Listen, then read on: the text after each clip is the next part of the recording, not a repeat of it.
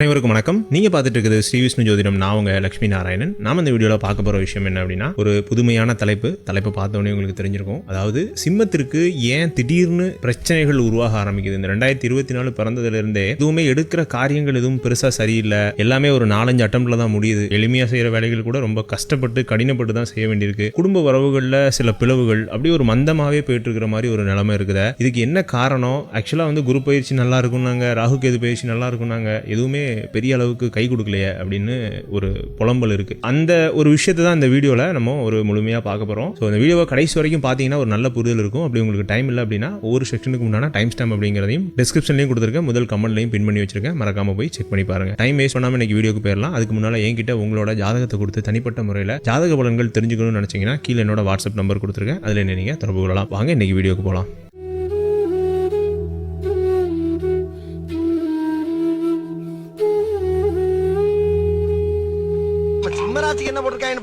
சொன்னபடியே சிம்ம ராசி காலபுருஷ தத்துவத்துக்கு 5வது ராசியா வரக்கூடிய சிம்ம ராசிக்காரர்கள் கடந்த ஒரு 3-4 வருடம் கொஞ்சம் நல்லா இருந்துச்சு. அதாவது 2020, 21, 22 கூட கொஞ்சம் பரவாயில்லாம இருந்துச்சு. 23ல இருந்து பிரச்சனைகள் ஆரம்பிக்க ஆரம்பிச்சது. முதல் காரணம் இந்த ராகு கேது பயிற்சி. ஃபர்ஸ்ட் பாத்தீங்கன்னா அந்த 9ஆம் இடத்துல இருந்து 8ஆம் இடத்துக்கு ராகு வந்தாரு. நிறைய அவமானங்கள், வேலை இடங்கள்ல, தொழில் இடங்கள்ல, வருமான குறைவுகள். 2ல கேது வந்ததுக்கு அப்புறம் கையிலே பணம் நிக்க மாட்டேங்குது, பணப்புழக்கமே இல்ல, நிறைய சிம்மராசியோட புலம்பல். அதுக்கப்புறம் அந்த சனி பயிற்சி ஆனிச்சு இல்லையா 2023 ஜனவரியில, அதுல இருந்து முழுக்க அந்த 7ஆம் இடத்துக்கு சனி டைரக்டா உங்களோட ராசியவே பார்த்தாரு. 7ஆம் இடம்ங்கிறது சனி பகவானுக்கு திக்பலம் அப்படின்னா கூட 7ஆம் இடத்துல இருந்து ராசியை பார்க்கிறாரு. அதுதான் பிரச்சனை. ஒரு விஷயம் எளிமையா முடியறத ரொம்ப கஷ்டப்படுத்தி 2-3 அட்டம்ப்ட்டுக்கு அப்புறம் நிறைய பிரயத்தனம்லாம் பண்ணி அந்த விஷயத்தை முடிக்கிற மாதிரியான ஒரு தன்மையை கொடுத்துச்சு. அதே மாதிரி குடும்ப உறவுகள்ல கணவன் மனைவி பிரச்சனைகள், கணவன் மனைவிக்குள்ள சரியா ஒத்து போகாத ஒரு நிலைமையெல்லாம் இந்த சிம்மராசிக்காரர்கள் 23, 24 அனுபவிச்சுட்டு இருக்கீங்க. 24ல இருந்து இன்னும் திடீர்னு நிறைய பிரச்சனைகள் உருவாகுது.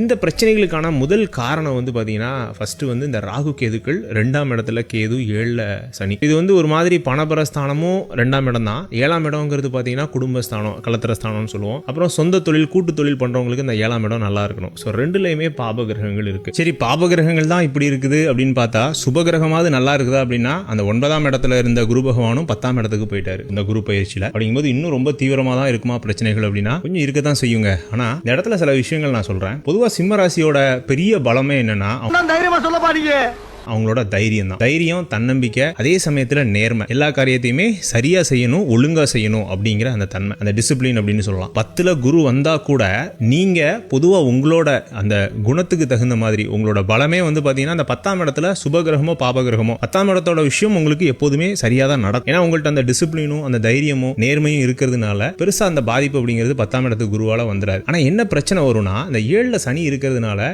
நம்மளை விட குறைவான அந்த ஒரு குறைந்த ஒரு நபர்கள் இருப்பாங்க இல்லையா, ஒரு திறமையிலையும் இல்ல ஒரு ஒழுக்கத்திலையும், இதுல குறைவான நபர்கள்ட்ட நம்ம போய் நிக்கிற மாதிரியான சூழ்நிலைகள் வரும். நீங்க நிறைய பார்த்திருப்பீங்க இந்த கடந்த ஒரு 6-7 மாதங்கள்ல அந்த மாதிரி நபர்கள் கிட்ட நம்ம போய் நிக்கிற மாதிரி, அந்த நபர்கள் நமக்கு அவங்க ஏதோ நமக்கு தூக்கி கொடுக்கிற மாதிரியான விஷயங்கள் நிறைய நீங்க பார்த்திருப்பீங்க 6-7 மாதங்கள். இதுதான் சனி கொடுக்குறது. அப்போ அந்த கோச்சார கிரகங்கள்ல எந்த கிரகமே சரியான நிலையில இல்ல, அதுதான் உண்மை. இப்போ குரு திரிகோணங்கள்ல இருக்கணும், அல்லது 1, 3, 5, 7, 9, 11 இந்த இடங்கள்ல இருந்துச்சுன்னா குரு நன்மையை செய்வார் கோச்சாரத்துல வரும்போது. சனி பகவான் 3, 6, 10, 11 கோச்சாரத்தில் வந்தார்னா நன்மை செய்வார். ராகு கேதுக்களும் அதே மாதிரி தான் 3, 6, 10, 11 இருந்தால் நன்மை செய்வாங்க. இவங்க யாருமே சிம்ம ராசிக்கு இப்போ இந்த இடங்கள்ல இல்லை.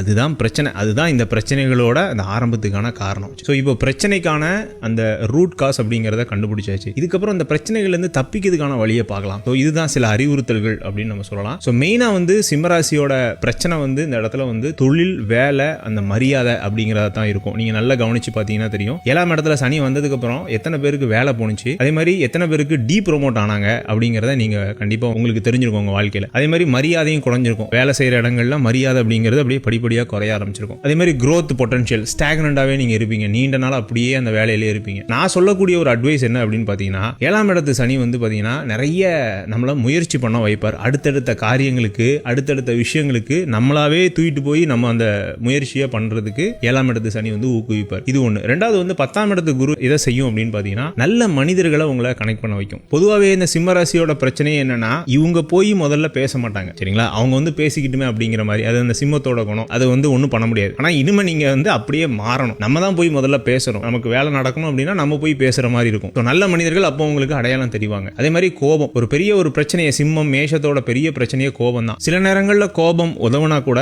பல நேரங்களில் கோபத்தினால நிறைய நல்ல மனிதர்களையும் நிறைய நல்ல சூழ்நிலைகளையும் நீங்கள் இழந்திருப்பீங்க. உங்கள் வாழ்க்கையில் நீங்கள் திரும்பி பார்த்தீங்கன்னாலே தெரியும். இப்போ வந்து ஒரு போதாத ஒரு நேரம், ஒரு அசாதாரணமான கிரகநிலை இருக்கிற காலகட்டம், அது உங்களுக்கே தீயதாக முடியறதுக்கான வாய்ப்புகள் இருக்கு. அதனால கோபத்தை முடிஞ்ச அளவுக்கு ஜீரோல வச்சுக்கோங்க. முடிஞ்ச அளவுக்கு உங்களுக்கு ஒரு அசாதாரணமான சூழ்நிலை, ஒரு பிரச்சனைகள் வருது அப்படின்னா அதுக்கு ரியாக்ட் பண்ணாம நேரம் எடுத்துக்கோங்க, டைம் எடுத்துக்கோங்க ரியாக்ட் ஆகிறதுக்கு. இது ஒண்ணு. அடுத்தது குயிக்கா எந்த வேலையுமே சேஞ்ச் பண்ண வேண்டாம். ஒரு வேலை இருக்குது, அதுல சாட்டிஸ்பாக்சன் இல்லை அப்படின்னா அதுல கொஞ்ச நாள் போகட்டும். இன்னும் 2-3 வருஷங்கள் வந்து நேரம் சரியில்லை. இதுக்கப்புறம் அஷ்டமத்து சனி வர வருது. அப்படிங்கும்போது 2027 வரைக்குமே பெரிய அளவுக்கு நமக்கு கிரகநிலைகள் கொடுத்து வைக்கல. சரிங்களா? திசை அப்படிங்கிறது ஒரு இது இருக்கு, பாட்டு இருக்கு. அதை நம்ம அந்த வீடியோட இறுதியில பார்ப்போம். இருந்தா கூட நேரம் இந்த இடத்துல கோச்சார பலன்கள் அப்படிங்கிறது பெருசா நல்லா இல்லாதனால முடிஞ்ச அளவுக்கு இருக்கிற விஷயங்களை தக்க வச்சுக்கோங்க. புதிய சொத்துக்கள் வாங்குறது, புதிய வாகனங்கள், வீடு கட்டுறது, இதெல்லாம் ஒரு பக்கம் இருந்தா கூட அதெல்லாம் திசையினோட அதிர்ஷ்டத்தின் அடிப்படையில் சில பேருக்கு கிடைக்கும். ஆனா எல்லாருக்குமே ஓவராலா நடக்கக்கூடிய விஷயங்கள் வந்து பாத்தீங்கன்னா ஒரு தடை, தாமதம், ஒரு சின்ன நிதானம், ஒரு பொறுமை அப்படிங்கிறது அவசியமா இருக்கும். அதனால முடிஞ்ச அளவுக்கு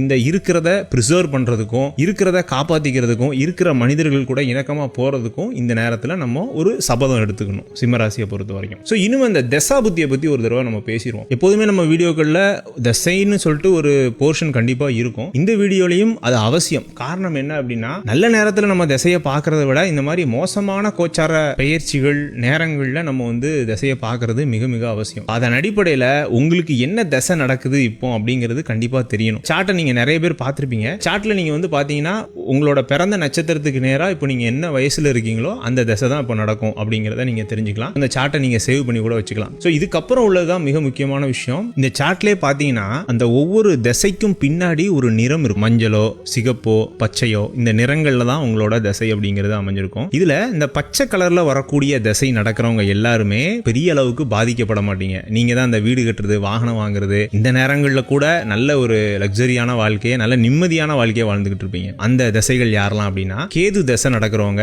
சூரிய தசை நடக்கிறவங்க, வளர்பிறை சந்திர தசை நடக்கிறவங்க, செவ்வாய் தசை நடக்கிறவங்க, அப்புறம் குரு தசை நடக்கிறவங்க. இந்த 5 திசைகளும். இதுல கேது மட்டும் பெருசா வராது. ஏன்னா அது வந்து 10 வயசுக்குள்ள முடிஞ்சிடும் மக நட்சத்திரத்துக்கு. அதனால வந்து அதை வந்து பெருசா எடுத்துக்க வேண்டாம். சூரியன், சந்திரன், செவ்வாய் இது வந்து இள வயசுல அந்த டீனேஜ்ல வரும். அதே மாதிரி குரு தசை ஒரு 50 வயசுக்கு மேல வரும். பொதுவா அந்த நட்சத்திரத்தை பொறுத்து மாறுபடும். இந்த 4 திசைகளும் நடக்கிறவங்களுக்கு இந்த நான் இப்ப சொன்ன எந்த பிரச்சனைகளும் கிடையாது. நீங்க உண்மையிலேயே வந்து ஒரு நல்ல கொடுத்து வச்சிரும் இந்த நேரத்துல. இந்த மாதிரி மோசமான இந்த 7ஆம் இடத்து சனி, 8ஆம் இடத்து சனி காலகட்டத்தில். ஸோ இதுக்கப்புறம் மஞ்சள் கலர்ல வரக்கூடியவங்க, அதாவது மிடில் அப்படின்னு எடுத்துக்கலாம். இவங்களுக்கு வந்து சுக்கிர தசை நடக்கும். அப்புறம் தேய்பிரை சந்திரன் தசை நடக்கும். அதே மாதிரி ராகு தசை நடக்கும். ஸோ இந்த 3 தசை நடக்கிறவங்க உங்களுக்கு ஒரு மத்தியமமான பலன் தான் நடக்கும். நம்ம சொல்ற எல்லா பிரச்சனைகளும் இருக்கும். ஆனா அதுக்கான தீர்வுகளும் வந்துடும். அடுத்தது சிகப்பு நிறம். சிகப்பு நிறம்ங்கிறது சனி தசை மட்டும். சனி தசை ஆக்சுவலா ஒரு 50 வயசுக்கு மேல தான் வரும். அதுவும் அந்த உத்திர நட்சத்திரத்தில் பிறந்தவங்களுக்கு தான் 50-60 வயசுக்கு மேல வரும். கண்டிப்பா அவங்க மட்டும் மிக கவனமாக இருக்கணும். ஏன்னா அஷ்டமத்து சனிலாம் வருது, ஹெல்த் ரிலேட்டடான பிரச்சனைகள் வரும். முடிஞ்ச அளவுக்கு உங்களோட ஹெல்த், உங்களோட 6ஆம் இடத்தோட பிரச்சனைகள், கடன், நோய், எதிரி எல்லாத்தையுமே நீங்க வந்து இப்பவே கொஞ்சம் கொஞ்சமா சரி பண்ண ஆரம்பிச்சிடணும். 2025க்கு அப்புறம் அஷ்டமத்து சனி வருது. ஒரு 2.5 வருஷம் கண்டிப்பா படுத்தி எடுக்க தான் செய்யும். அதுல எந்த மாற்றமும் கிடையாது. ஆனா அந்த அஷ்டமத்து சனி கொடுக்கக்கூடிய பலன்களை நம்ம அதுக்கான வீடியோக்களை பார்ப்போம். ஆனா சிம்ம ராசிக்கு அஷ்டமத்து சனி எந்த மாதிரி இருக்கும் அப்படிங்கிறதுக்கான ஒரு சின்ன அவுட்லைன் மட்டும் கொடுக்குறேன். அதாவது இப்ப மத்த எல்லா ராசியும் பாருங்களேன். இப்ப நடந்துட்டு இருக்கக்கூடிய கடக ராசிக்கு அஷ்டமத்து சனி வந்து சனியோட வீடு. இதுக்கு முன்னாடி நடந்த மிதுன ராசிக்கு அஷ்டமத்து சனி வந்து அதுவும் சனியோட வீடு, மகரம். ஆனா சிம்ம ராசிக்கு மட்டும் பாருங்களேன், அஷ்டமத்து சனி குருவோட வீட்டுல வரும். ஏன்னா குரு தான் அட்டமாதிபதி. சோ அந்த வீட்டுல இருக்கக்கூடிய நட்சத்திரங்களும் ஓரளவுக்கு எல்லாமே சுபர்களோட நட்சத்திரம் தான். புரட்டாதி குருவோட நட்சத்திரம், உத்திரட்டாதி சனியோட நட்சத்திரம். அங்கதான் பிரச்சனை. ரேவதி முழுமையான புதனோட நட்சத்திரம். இந்த இடத்துல சனிக்கும் ஃப்ரெண்டு, சூரியனுக்கும் ஃப்ரெண்ட் அவரு. அந்த மாதிரி முழுமையான சுபத்துவமான ராசி சனியை பொறுத்த வரைக்கும். அதனால பெரிய அளவுக்கு நீங்க அஷ்டமத்து சனியை பத்தி கவலைப்பட வேண்டாம். ஆனா சில வாழ்க்கை பாடங்களை நம்ம ஸ்கூல் காலேஜஸ்ல கத்துக்காத பாடங்கள், சில படிப்பினைகள், வாழ்க்கையை பத்தின படிப்பினைகளை சூழ்நிலைகள் மற்றும் நல்ல மனிதர்கள் மூலமா கத்துக் கொடுக்கும்.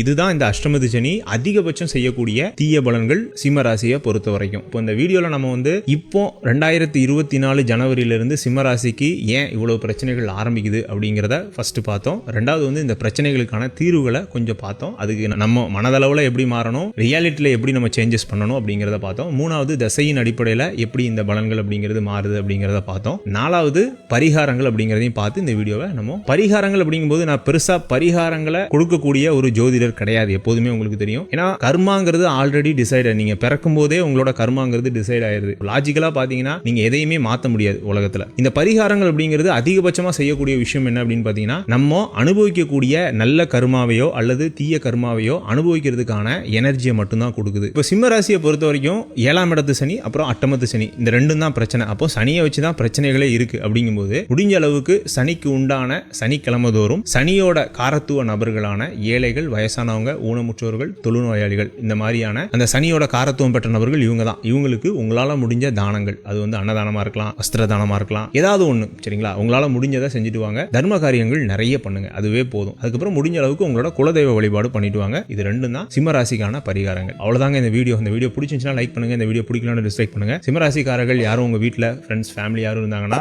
ரொம்ப பயந்துட்டு இருந்தாங்கன்னா அவங்களுக்கு இந்த வீடியோவை ஷேர் பண்ணுங்க. என்கிட்ட உங்களோட ஜாதகத்தை கொடுத்து தனிப்பட்ட முறையில் ஜாதக பலன்கள் தெரிஞ்சுக்கணும்னு நினைச்சீங்கன்னா கீழே என்னோட வாட்ஸ்அப் நம்பர் கொடுத்திருக்கேன், அதில் நீங்க தொடர்பு கொள்ளலாம். மீண்டும் இதே போன்ற ஒரு நல்ல வீடியோவில் நான் உங்களை சந்திக்கிறேன். அதுவரை உங்களிடமிருந்து விடைபெறுவது உங்கள் லட்சுமி நாராயணன். நன்றி, வணக்கம்.